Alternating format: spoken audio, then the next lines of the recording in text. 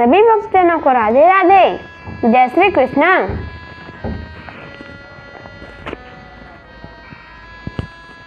संक्षिप्त गरुड़ पुराण अध्याय 162 पांडु सोच निदान।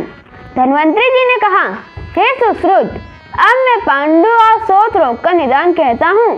सुनो, पित्त प्रधान द्रव्यों से संपूर्ण वातादि दोष कुपित करने वाले हेतुओं से पित्त एवं मल कुपित होकर पांडु रोग उत्पन्न करते हैं। इन तीनों कुपित दोष में से बलवान वायु पित्त हृदयस्थ 10 धमनियों का आश्रय लेकर संपूर्ण शरीर में फैल जाता है।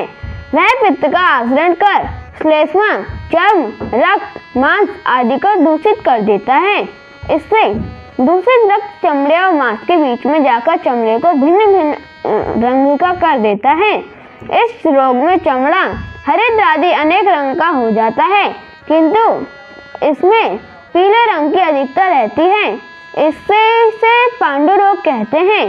इस रोग में धातु का गुरुत्व और स्पर्श में शिथिलता होती है। अम्लजन्य पांडु रोग में शरीर के सभी प्रकार के गुण नष्ट हो जाते हैं। इससे शरीर का रक्त क्रमशः कम हो जाता है, मेदा और अस्थि निस्सार हो जाते हैं।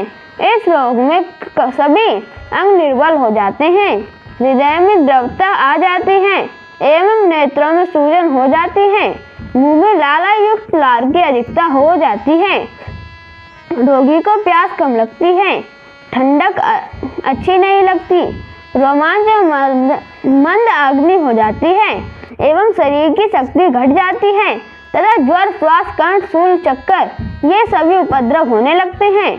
पांडु रोग 5 प्रकार के हैं। वातज, पित्तज, कफज, सन्निपातज एवं मृत्तिका भक्षणजन्य। हृदय में स्पंदन, चमड़े की रुक्षता, अरुचि, मूत्र की पीनवरता, पसीना और मूत्र का कम होना, ये सभी पांडु रोग के पूर्व रूप हैं। वायुजन्य पांडु रोग में तीव्र वेदना, शरीर में चिपचिपाहट आदि लक्षण दिखाई देते हैं। इस रोग में सिरा, नख, विष्ठा, मूत्र और नेत्र कृष्ण वर्ण तथा आरुण वर्ण के हो जाते हैं। इससे शोथ, नासिका और मुख में विरसता, मल शोष, पास में वेदना ये सभी उपद्रव होने लगते हैं।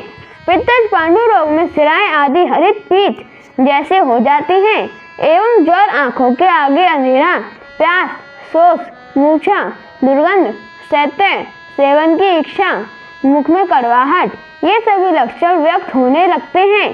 कफज पांडु रोग में हृदय में आर्द्रता, मलभेद, खट्टी डकार और दहा होता है।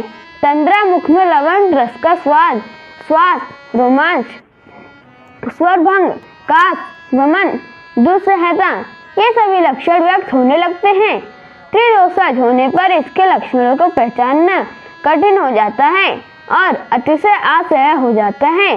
मिट्टी खाने से उत्पन्न पांडु रोग में कसैली मिट्टी, वायु, खारी मिट्टी पीठ और मीठी मिट्टी कफ के दूषित करके तथा रस आदि को सूखा करके सिराओं को रक्त से भर देती है तथा उसे वहीं रोक देती है और पांडु रोग पैदा हो जाता है। पांडु रोग के बढ़ जाने पर नाभि, पैर, मुख और मूत्र मार्ग में शोथ हो जाता है। कृमि युक्त तथा रक्त मिश्रित और कफ समन्वित मल निकलने लगता है। जो पांडु रोगी पित्त उत्पन्न करने वाले पदार्थों का सेवन करता है उसका पित्त रक्त और मांस का दाह करके कोष्ठ शाखा में मिलाकर कामला रोग उत्पन्न करता है। कामला रोग में रोगी को मूत्र, नेत्र, त्वक, मुख और विष्ठा हल्दी के रंग का हो जाता है। रोगी दहा, अविपाक और तृषा से पीड़ित होकर मेढक के समान पीला और दुर्बल हो जाता है। पांडु रोगी के भीतर शोथ होने लगता है।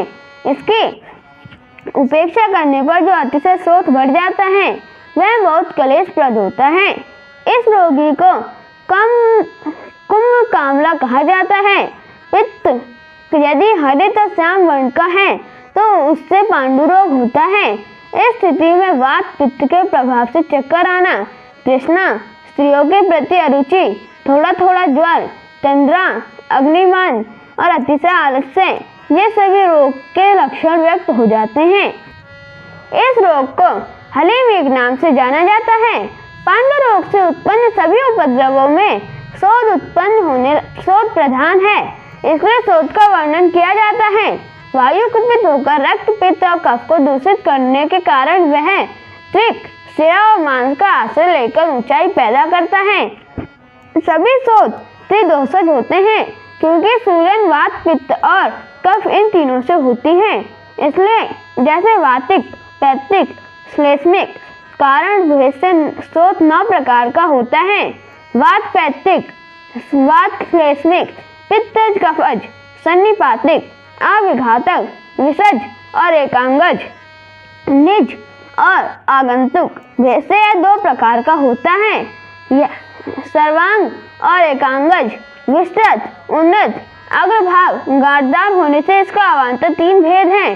पित्तज शोथ पीतवर्ण, कृष्णवर्ण या रक्तवर्ण का होता है। यह शोथकर्णी होता है। यह बहुत जल्दी शांत नहीं होता। इस शोथ के उत्पन्न होने से पूर्ण शरीर में दाह उत्पन्न होता है। तृष्णा, दाह, ज्वर, पसीना, भ्रम, क्लेद, मद ये सभी उपद्रव इसमें होने लगते हैं।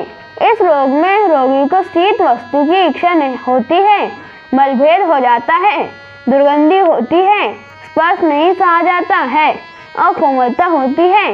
कफज शोथ में खुजली होती है। रोम और चमड़े में पीलापन, कठोरता, शीतलता, गुरुता, स्निग्धता, कोमलता, स्थिरता और पीड़ा होती है।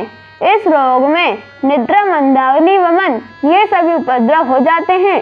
आघात, अस्त्र, शस्त्र आदि क्षति, छेदन, भेदन से क्षत होने पर अभिघातक शोथ होता है। शीतल वायु तथा समुद्री वायु और भल्लातक रस के लग जाने एवं केमाच इत्यादि के लग जाने से जो सूजन होती है वह फैल जाती है। यह अत्यंत गर्म लाल रंग का और पित्तज शोथ के लक्षणों से युक्त होती है। विषधर प्राणी के किसी अंग के ऊपर से चले जाने पर अथवा किसी अंग में मूत्र करने पर और विषहीन प्राणी के भी दांत एवं नख के द्वारा घात करने पर इस स्थान में जो शोथ उत्पन्न होता है वही विषद शोथ है। इसके अतिरिक्त विषधर प्राणी के विष्ठा, मूत्र, शुक्र आदि से सने हुए वस्तुओं को संपर्क से विष वृक्ष के वायु के सेवन से विष युक्त वस्तु शरीर मलन से विष शोथ रोग उत्पन्न होता है।